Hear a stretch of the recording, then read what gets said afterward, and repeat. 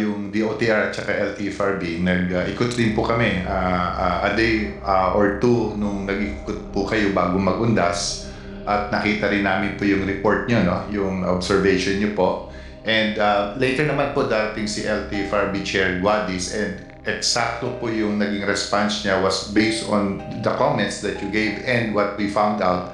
So meron po siyang plano ngayon na magkaroon ng mas madalas po ng pag-check ng mga terminals, not only during the time of peak season, ika nga, pero base po sa sinabi niyo, yung parang magkakaroon po tayo ng mga surprise visit po para malaman natin yung actual at totoong sitwasyon ng yung mga buses po dun sa mga terminals po.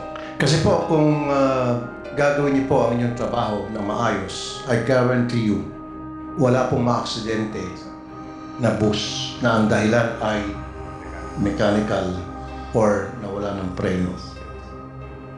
And regularly, makipag-coordinate kayo sa PDEA para mag-conduct din ng drug testing. Pag ginawa niyo po yan, then wala pong mangyaring disgrasya.